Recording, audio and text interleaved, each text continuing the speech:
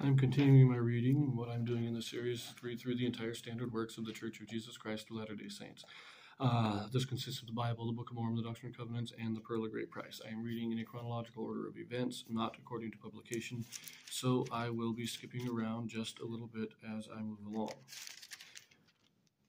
In addition, you may hear some noises in the background because I am at the church and meetings are just getting out, so there are people talking in the hallway, but let us get to it. I'm currently reading in Leviticus. This is chapter 15. Laws, rites, and sacrifices revealed for cleansing those who have an issue and other types of uncleanness.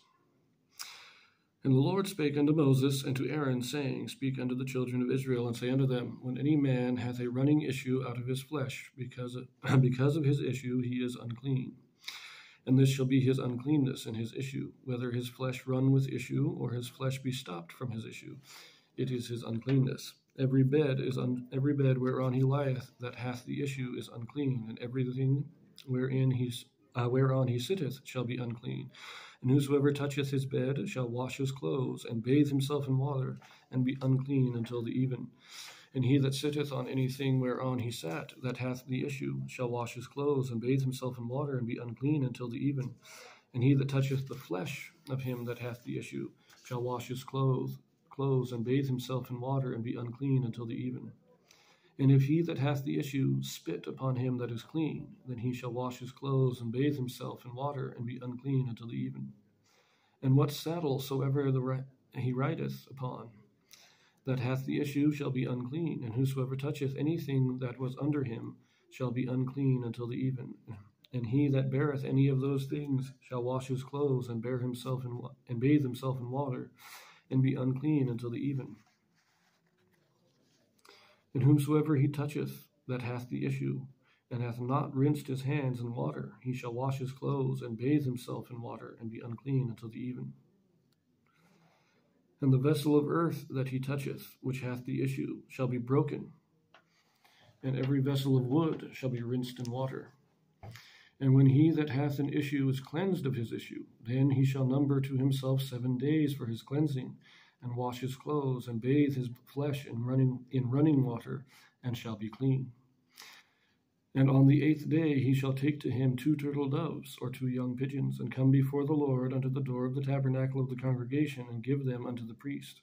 And the priest shall offer them, the one for a sin offering, and the other for a burnt offering. And the priest shall make an atonement for him before the Lord for his issue.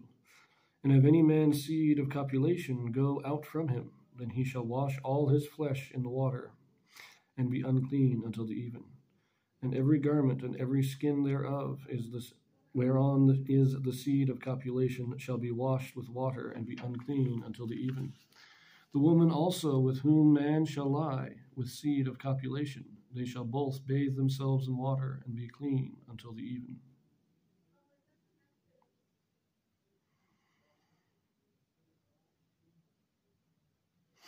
So, an issue, this is any kind of bodily fluid that is coming out. This could be a pus from an open sore.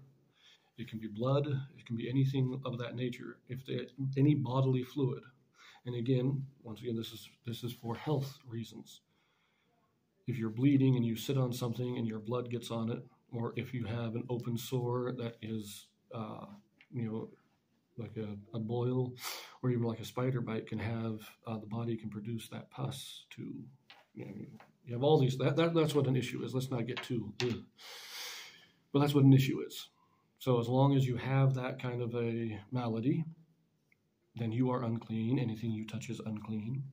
Now there is one, I do find it interesting that says, And whomsoever he toucheth that hath the issue, and hath not rinsed his hands in water.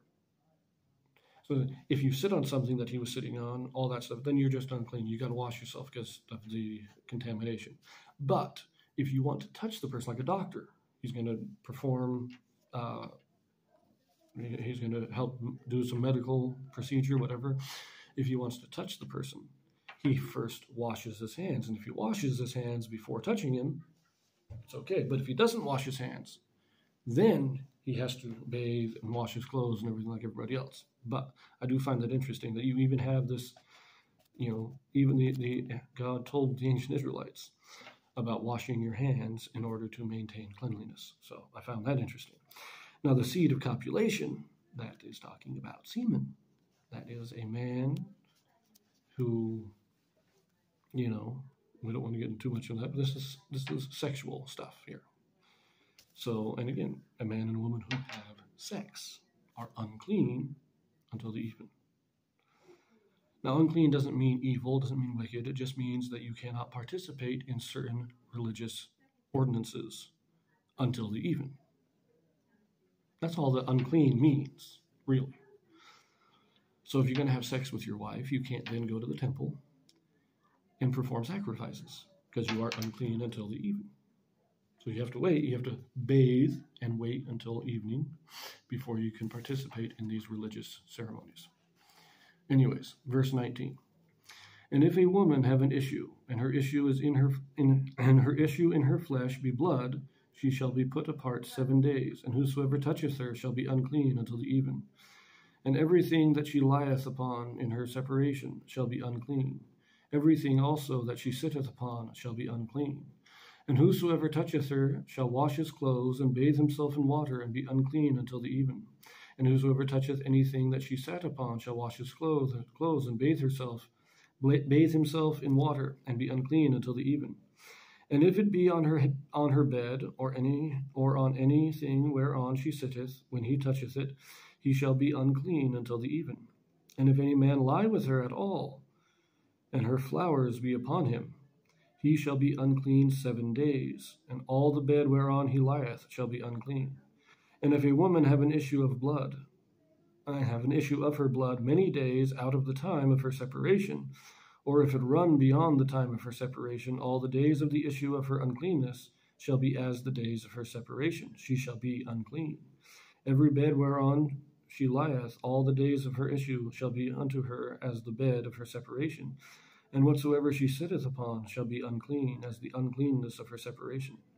And whosoever toucheth those things shall be unclean, and shall wash his clothes, and bathe himself in water, and be unclean until the even. But if she be cleansed of her issue, then she shall number to herself 7 days, and after that she shall be clean.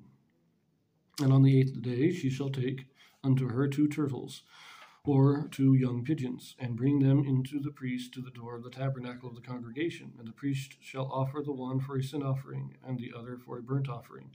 And the priest shall make an atonement for her before the Lord for the issue of her uncleanness. Thus shall ye separate the children of Israel from their uncleanness, that they die not in their uncleanness when they defile my tabernacle that is among them. This is the law of him that hath an issue, and of him whose seed goeth from him, and is defiled therewith, and of her that is sick of her flowers, and of him that hath an issue of the man and of the woman, and of him that lieth with her that is unclean. So a couple of things here. This is talking specifically about women menstruating. And so while a woman is menstruating, it counts basically the same as a man as anyone having a sickness causing the bodily fluids. But it is interesting that if a man has sex with a woman while she is menstruating, then he's not just unclean until the even, but he is unclean for 7 days. That's what it means by the flowers be upon him. It's talking about the menstrual blood there. That's what this is talking about. And I will say, I definitely prefer the euphemisms in the scriptures to actually talking about it outright. It's just not a topic that I find pleasant, but that's what it's talking about. So anyways, we'll end it there, and I'll see you in the next chapter.